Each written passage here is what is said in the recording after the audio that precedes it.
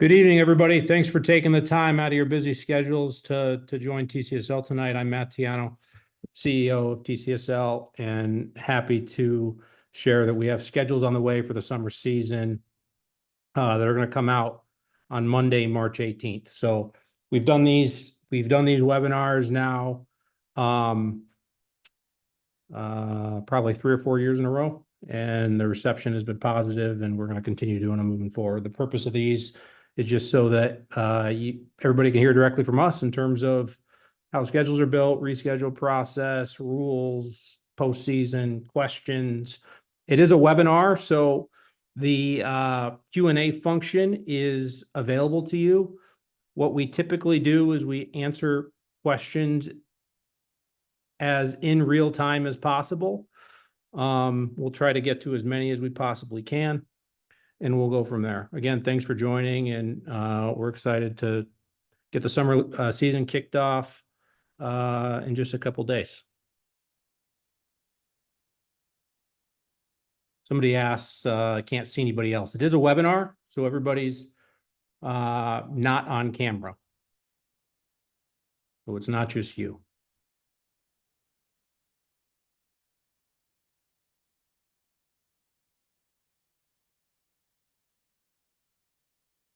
So specific to the U9 and U10 game, wanted to call attention to a few important pieces. For one, scores and standings are not kept. Let me rephrase. They are not kept publicly. However, we do keep them in order to ensure that matchups are appropriate moving forward, but they are not public. So think of it as an informal, unofficial result that is kept by the referee. So if we ask you to report a score, it's because we keep those internally and we track competitiveness within our league. We believe that one ticket to ensuring that kids continue to play soccer is that the games are meaningful and competitive. So if we ask you to keep a score or report a score, it's for that reason. Couple questions. Will the webinar be available after the meeting, or should we take notes? We'll be sending out a recording, so no need to take notes. And will the slide deck be shared later? And the answer is yes.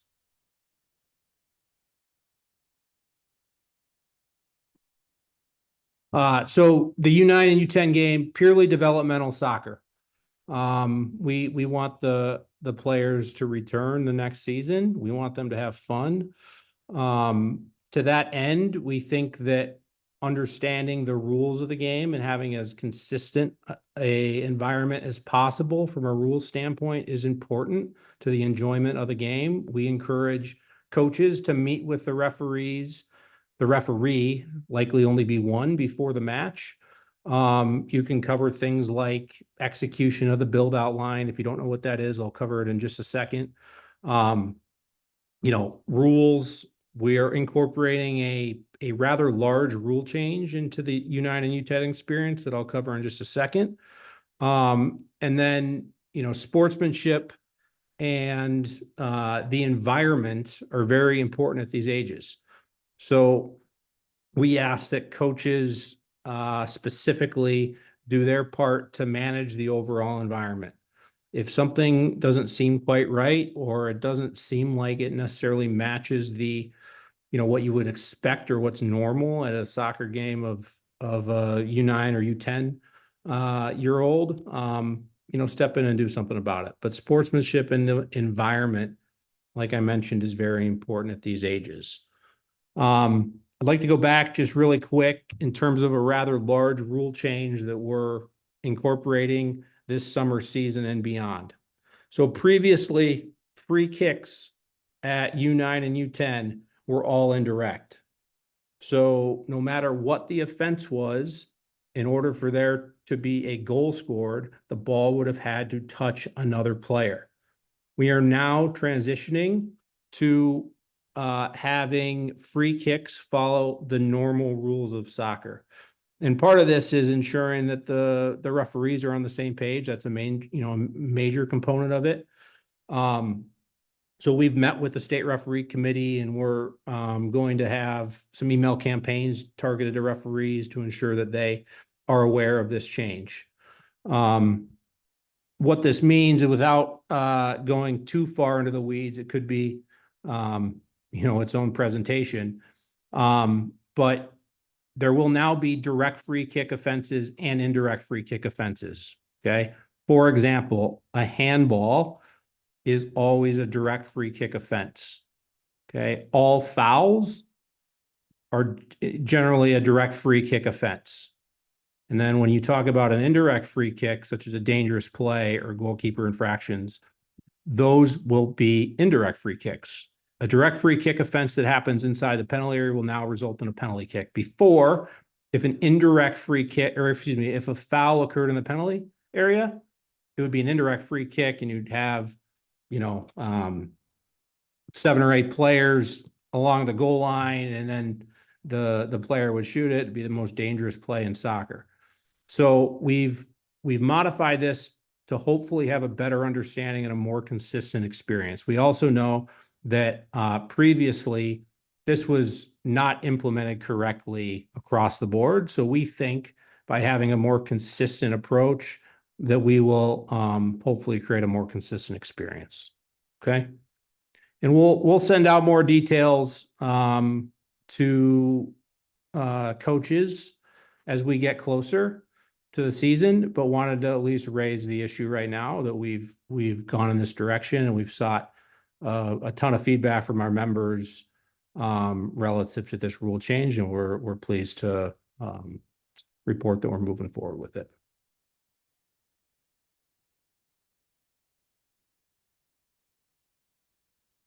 I got a question here. How far back is the penalty spot from the goal? Good question. It is 8 yards. Even though it's not marked here, it's 8 yards, I believe. This is a diagram of a 7v7 field. Call attention to the build out line. This is one thing that we've asked the state referee committee to incorporate into their training.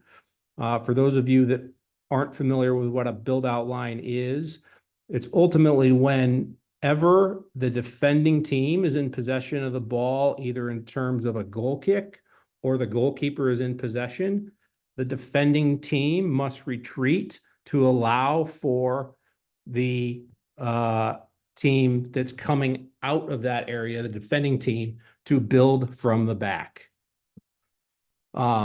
That was a U.S. soccer mandate that was put into effect probably 6 or 7 years ago now. Yes, thank you. Patrick just corrected me. It's 10 yards. The penalty spot from the goal line. Thank you for correcting me. All right. I'll pause there. In terms of the build out line, let me just mention this piece. We've asked that a best practice be that those lines are marked. However, cones are acceptable. So if you show up to a field as a coach and you recognize that there aren't build out lines, we just ask that you be proactive in order to have those marked with cones during the match. Okay. I'll pause there. Any further questions? When can the offensive team cross the build out line after falling back? As soon as the ball is played, it would be ideal if you would allow for that player to for that first pass to happen. And yes, the build out line applies anytime the goalkeeper has the ball as well. So if my goalie has the ball, then the other team must be at the build out line. That's correct. Goalkeeper gets possession, then previously the attacking team retreats to the build out line to allow for the goalkeeper to distribute the ball. Can't punt. So he or she will likely distribute with his or her feet or using her hands.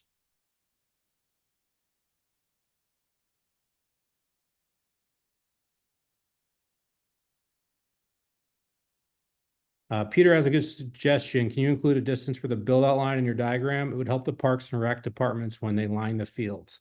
Yeah, in fact, we're working on a document that we're going to send to our clubs that has 5v5, 7v7, 9v9, and 11v11 field standards. And we will include that distance. And the goal would be to, so that when they pass it along to their field people, that it provides, some clarity. I would agree that would be a good suggestion.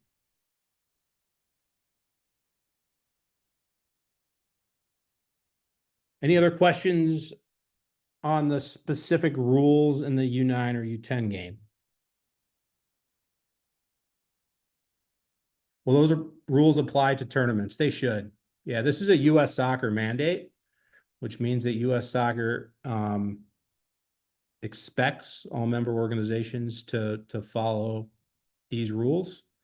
So I would expect that it is, enforced the tournaments, although we wouldn't necessarily have anything to do with that except for our own tournaments that we operate.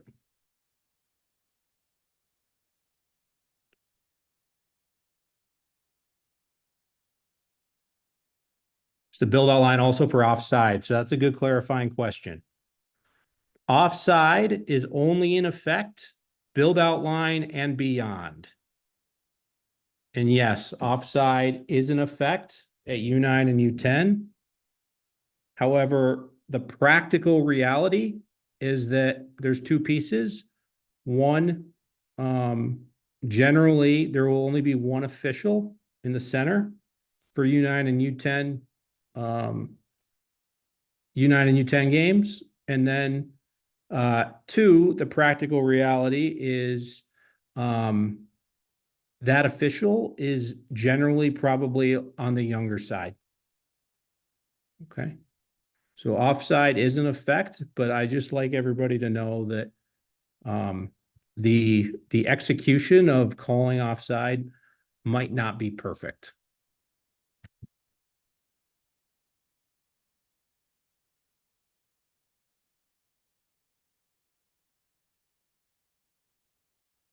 Okay. Just with regards to the levels of play at U9 and U10 within TCSL. We have 3 levels of play: red, white, and blue in that order. The goal is twofold: match up appropriate competition, first and foremost, and then beyond that, ensure that you're playing good competition that's close to home. One of the core tenets of TCSL is ensuring that you don't have to travel very far to play a good game. And we feel like that's especially important at these young ages so that families return to competitive soccer. Okay. So when you get your schedule, you will be placed in one of these divisions and you will play teams only within that division. And generally speaking, you will be grouped according to geography. But again, the goal is to match up appropriate competition, and we work with all the club directors in order to group the leagues as balanced and competitively as possible, keeping geography in mind. Good question from somebody. How long is each game?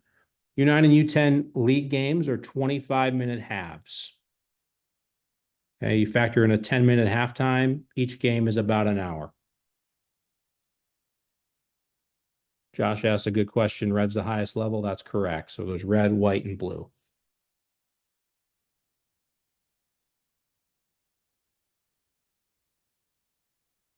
Somebody asked if there are unlimited subs. Yes, subs are unlimited, and you can sub at any stoppage of play at U9 and U10.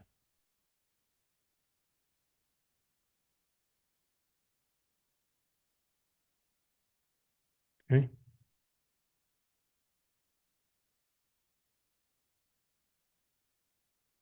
Okay. On Monday, you are going to receive your schedule. It might be towards the end of the day on Monday. If 3 p.m. rolls around and you're like, gosh, I wonder if Wonder if they're going to send the schedule. We will send the schedule and we will get it out to you on Monday. Right now, clubs are have the pairings of the games, and now they're assigning times and fields to the schedule. Okay, so our goal and our plan is to get the schedule to you by Monday, March 18th. You will receive an email once it is out. Okay. Relative to the methodology we use to schedule. First and foremost, the first play date is Monday, April 29th. The last play date is Thursday, July 11th. Beyond that, each age and play level and gender have what we call designated play nights. So on the first version of the schedule, you will either be Monday, Wednesday, or Tuesday, Thursday. However, during the reschedule process, which I'll get to in just a second, matches can be played on any day of the week. So don't feel like just because you get a schedule for Monday, Wednesday, that you have to ultimately play on Monday, Wednesday. We think it's best if most games remain where they are because we've collected things like blackout dates and what have you. But if you want to reschedule a game and both teams want to play on Thursday and you're a Monday, Wednesday club or team, excuse me, that's okay. So we take into consideration those play dates. We take into consideration club blackout dates. So for example, there are some clubs that blacked out a certain date because they knew X, Y, and Z was happening. I'm not sure what it was, but they had the opportunity to black out dates at the club level. We then took opportunity from teams where they said, okay, we can't play on these 4 dates. The other thing that we do, which is pretty unique, I'm not aware of any other league that does it, is we know that there are coaches within our league that coach multiple teams. Some coaches, some coaches coach 3 or 4 teams. We know that a reschedule is very likely to happen if a coach is home on one day and away on the same day. Okay, it's generally probably not feasible to have a 5 o'clock game in Stillwater and a 6:30 game in Edina. So we try as best we can to ensure that coaches that are coaching multiple teams are either home and home on the same day, or yeah, but basically, if they're going to have a game on the same day, that they are home and home. That way, the club can schedule them back to back. It's not perfect, especially when you get into cases where coaches are coaching 3 or 4 teams. On our version of the schedule that we ended up publishing, there were 8 instances of coaches where we couldn't resolve that, but it was because they were coaching more than 2 teams. But if a coach is coaching only 2 teams, it was generally very possible. Then we consider things like how many games can a club host on a specific night. And then lastly, we think it's healthy and appropriate that your matches throughout the year are spaced appropriately. We don't want half your season done in 2 weeks, for example. So we consider that as well. So when you get your schedule, it's going to be a byproduct of considering all of that. We use a computer algorithm essentially to build the perfect schedule. And we think that is team and club friendly. Okay. Got a question. Could reschedule games be on weekends? The answer is yes. As I mentioned before, as long as the club has a field, the referees are available, you can play any day of the week. But everybody needs to agree to it, so to speak.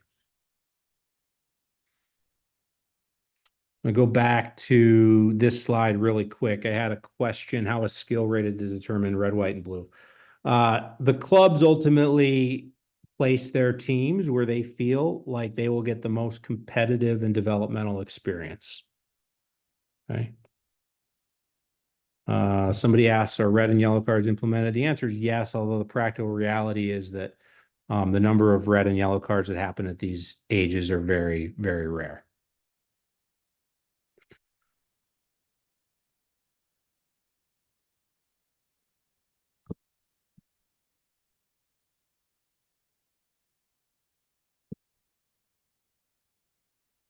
So again, back to the schedules, you're going to get your schedule on Monday, March 18th. Might be towards towards 5 p.m. Our goal will be to get it out before then, but there's quite a bit of checking and making sure that we double check a few things and what have you. From there, the reschedule window is active until April 1st, 2024. That means that once April 1st comes and goes, that the schedule is ultimately locked. Why do we do that? We do that because there's quite a bit of effort that goes into field scheduling on the part of the clubs and referee assigning. It doesn't just happen. So these people need to know that, okay, here is the schedule. Now, if there's something that comes up that cannot be avoided, we have been known to be flexible at times. However, we do want those requests to go to the club, and then the club can loop into us and do it as needed. But we do want 99.9% of reschedules completed no later than April 1st. And what this means is that we ask that you don't initiate a reschedule for the first time on March 29th, because there is a process that goes into soliciting a field, making sure refs are good and all that kind of stuff. Okay. We'll send out more details about the process and sort of like a help article for how you reschedule matches. But I do want to call your attention to the fact that from within GotSport, which is the tool that TCSL uses to manage and administer TCSL leagues, for those of you that manage in the fall or possibly this winter, you will be familiar. Each of you will or should have access to this system. If you don't yet, your club can provide you that access. We don't provide that access, but it's ultimately delegated to you from your club.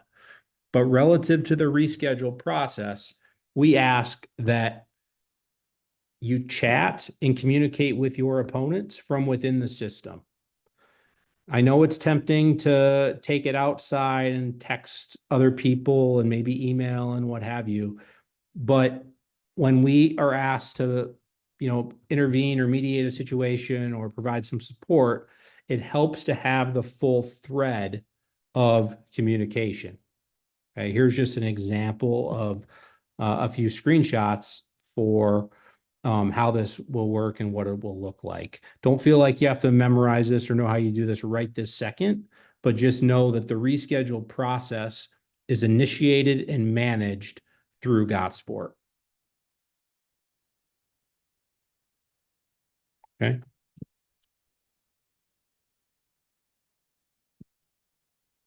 Somebody just said, what is this system? I cannot tell from the screenshot. The system is GotSport. Again, don't feel like you have to memorize how to do this at this moment. We will send out follow-up information about how to manage this. If you do not yet have access to GotSport, that is something that's ultimately delegated to you from your club. And it could be that your club's working on that and will have that to you prior to schedule release. But just know that we ask that everything happens from within this tool, which again is called GotSport.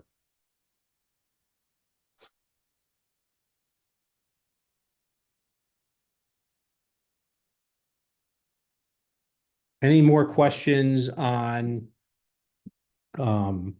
schedules or reschedules?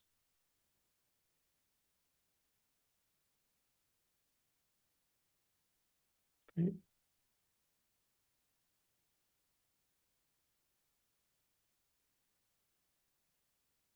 So just relative to the game day experience and what you actually bring to the field. And again, we'll provide more information on this when we send out the webinar and schedules and whatnot. You will bring to the field for each team that you're coaching or managing a photo roster. And then for each adult that's coaching, you must have a physical credential, which will be issued to you from your club. It's like it's no different than going through security at the airport. You've got to give an ID. It's no different than that. Okay. That's will be provided to you from your club. And that ultimately tells the world that you've passed a background check and you've done your safe sport and you've done the things that US Club Soccer requires you to do from a safety standpoint. Okay. And again, we'll send out more information. The one thing that I do want to call attention to is the fact that we ask that jersey numbers are entered into Gotsport. It makes the referee's job much easier when they're checking in your team.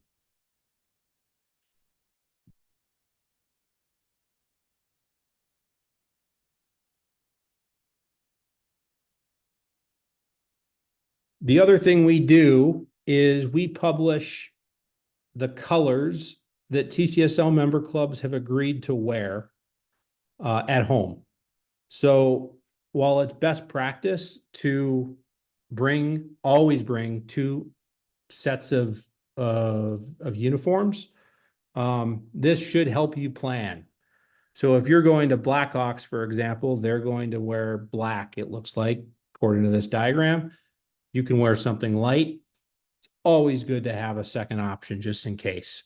There are a few new TCSL members that are not yet reflected on this diagram, and they will be soon. Okay. We publish this list, it's on our website, and we ask that when you're at home, you wear the kit color designated, according to this document.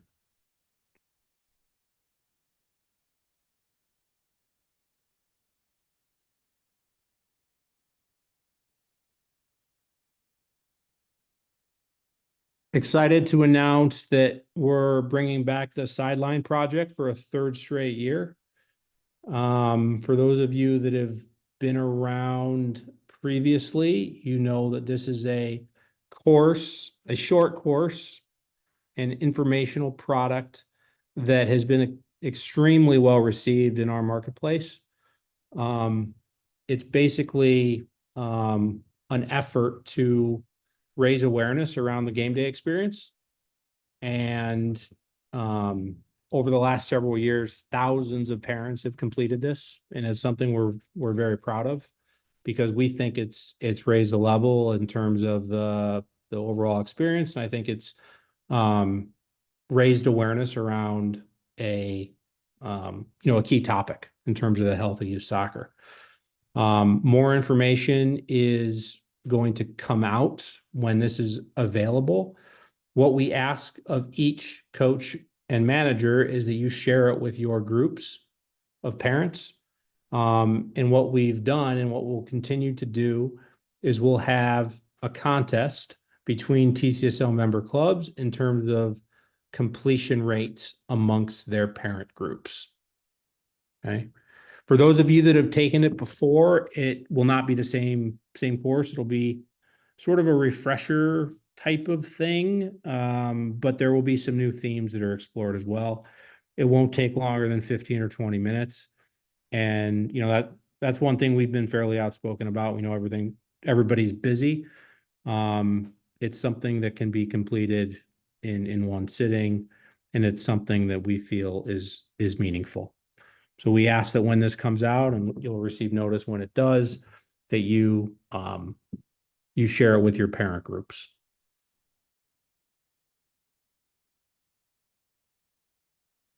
Somebody just said, I viewed these training videos last year and they're so good. Just have to affirm that. Appreciate that.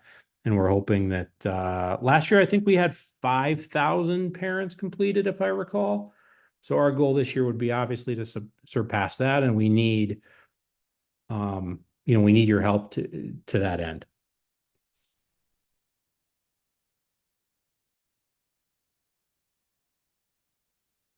Don, if you wouldn't mind, there's a few questions in the chat. If you could respond to those just typing, they're more in your wheelhouse, if you wouldn't mind.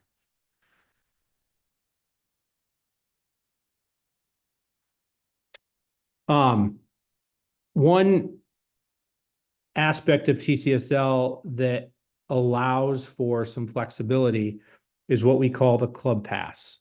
So at U9 and U10 age groups, the club pass can be used without restriction. However, we ask that, development is at the forefront of those decisions.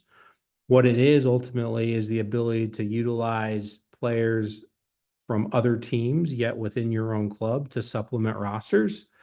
And this is something that, for example, you're short players and you want to consider asking for a reschedule, but maybe there's an opportunity to supplement your roster with other players from within your club. Your technical director or director of coaching would be a good resource to check with to see if you might be able to supplement your roster. But one value of TCSL is the club pass, and at U9 and U10, it can be used without restriction. And it could be an opportunity to further the development within your groups, but also avoid reschedules. Okay. We'll pause there. Any more questions?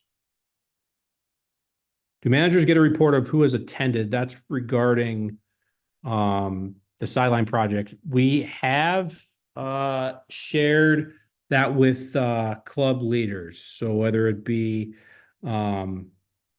executive directors or administrators or directors of coaching, we have shared that upon request. And it would be their duty essentially to possibly filter it down beyond that. There are clubs within TCSL that have required this, which we're grateful for, and we're supportive of their leadership.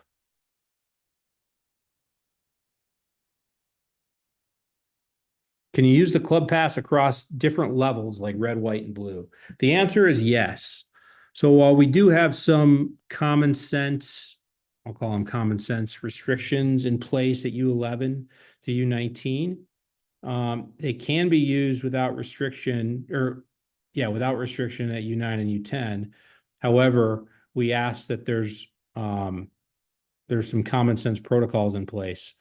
Playing a red player down at the blue level to go and win a game when there's not even official standings, we think that runs counter to the purpose of the club pass, but there is not an official, an official regulation, so to speak, that would prevent it. However, we do track it. And if we see something that doesn't look quite right, what we do is we generally loop in our, clubs to have a discussion. So we trust that at these age groups, especially because scores and standings aren't kept, that that it's used appropriately.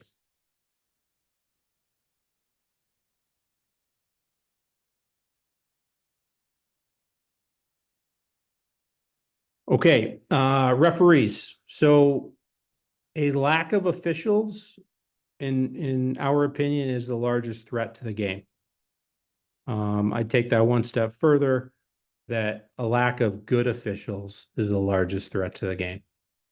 One thing that we're proud of is we've been pretty active in supporting the referee side of the game, especially when it comes to the recruitment of referees, whether it be leveraging our mailing list, whether it be our social media, whether it be putting on referee training events. And I'll get to those in just a second. We believe that we need to increase the number of referees and specifically increase the number of adult referees. One piece that is promising is last year was the first year in quite a while that we increased the number of referees from the previous year, which is the trend that obviously we want to go towards, where in previous years it was going in the opposite direction. So for those of you on the call that have either played or coached or been involved in some capacity, we'd invite you to join us. There are, I would say, more adults now refereeing than there have been in quite a while. I've been a referee for 20 plus years. Refereeing changed my life, and I'm hopeful that it is something that more of the soccer population becomes involved with. We've also been fairly outspoken about the need to simplify the registration process to be a referee. We feel like that has happened. So, we're hopeful that, 10 of you from this webinar might say, you know what, yeah, we'll take a look at that. Referee clinics are going on now.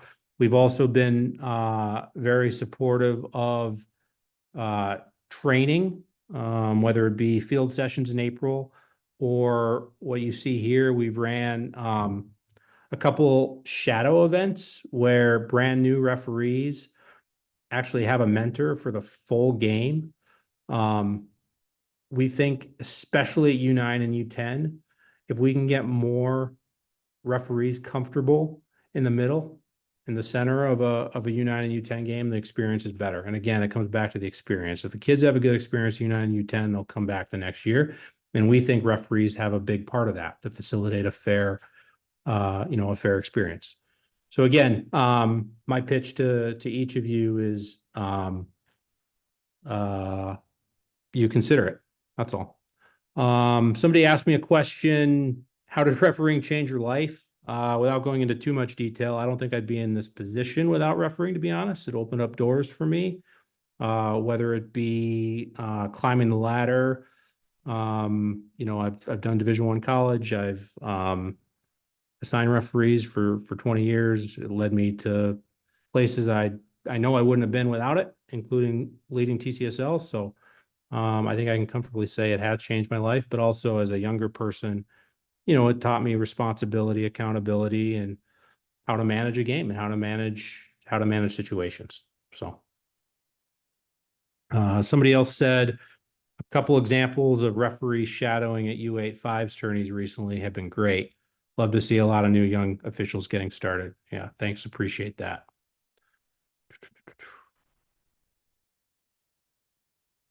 Somebody asked a question earlier: what if there is a referee that doesn't show up? And our hope is that is not a common occurrence, but it certainly could happen. At U9 and U10, our perspective is that the match should be played and facilitated by coaches. There isn't an official result. Everybody's planning on a game. We think that is the right approach, as opposed to trying to figure out a reschedule, and then, certain players can't make the reschedule and a field isn't available. While we hope that it is rare, we feel like at U9 and U10, the match should be played, facilitated by coaches. Okay. Any questions on that?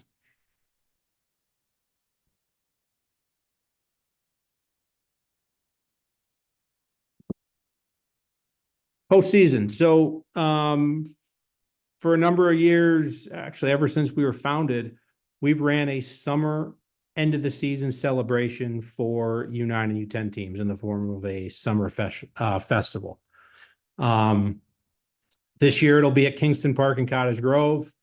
Already there's a ton of teams registered. Our advice would be, if you plan to do this event, to get registered sooner than later.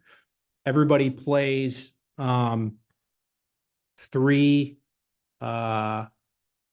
matches at the event on one day. I think the boys are Saturday, the girls are Sunday. And the goal is to match up teams that haven't seen each other in league, and do our part to ensure that the event is a meaningful one. Like I said, all matches are at Kingston Park and Cottage Grove. It's an affordable event. Everybody plays 3 games, and we have food trucks and t-shirts and the whole deal. So it's a fun one. It's one of my favorite events. And I was checking out the registrations earlier today, and they're very healthy. So if you plan to be involved with this event, we suggest that you get it registered sooner or later, because we do have a cap given field space.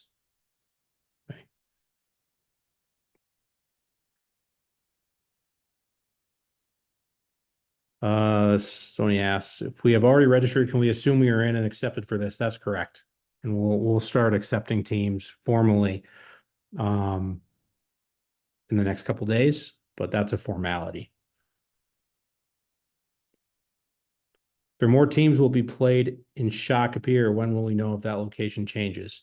We don't anticipate it. However, if we need to expand, we would communicate that. But our goal is to get everything in Cottage Grove. From a manager or parent, this is a fun event and we love having it in Cottage Grove. Thank you. Appreciate that.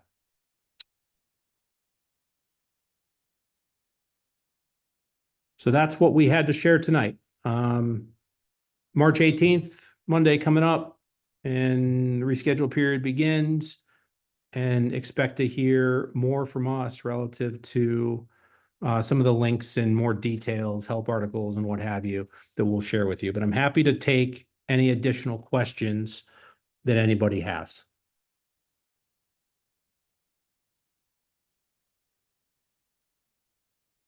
Do we need to bring player passes each game, or will the photo roster suffice? The photo roster suffices for league games.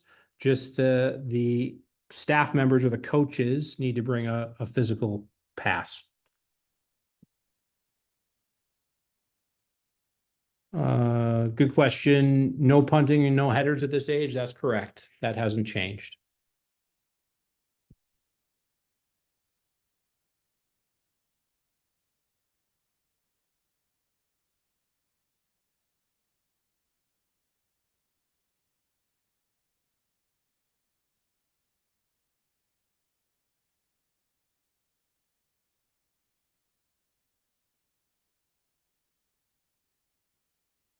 What happens if a coach gets a red card? First of all, there should probably be some self-reflection on the part of that coach for being sent off in a U9 or U10 game. That would be the first step. But they would be out for that game, and somebody else carded would have to come in and be the coach. And then the coach would have a 2-game suspension minimum.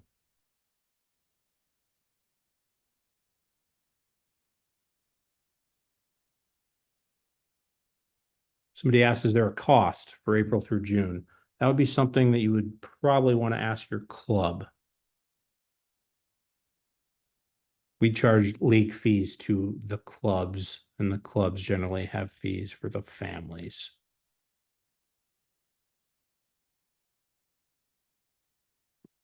Somebody asked a good question. I'll be out of town from March 20th through the 28th. How do we manage the game reschedule process when the manager is unavailable during that time? It would be wise to have a person that is available, whether it be a coach or an assistant manager, manage that process if you're truly out of commission, if you're truly not available. Do managers need to attend all games? I think the short answer is no. However, it's always good to have multiple people that could step in the event that the coach can't make the game at the last minute or something. But there's no requirement that the manager must be at every game. What if the coach doesn't show up or is late? Who coaches? I read somewhere that it's the manager. It's anybody that would have a U.S. Club Soccer staff credential. And it could be another coach. It could be a manager.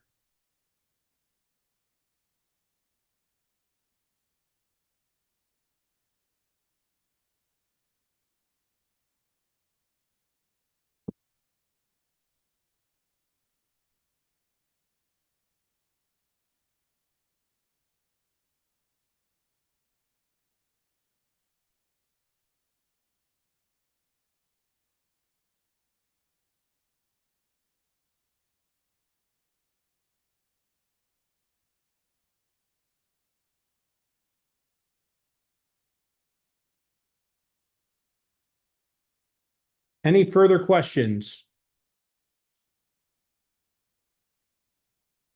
All right, everybody. Thanks so much for joining. Best of luck this summer season. Expect to hear from us very shortly relative to the summer season. Have a great night.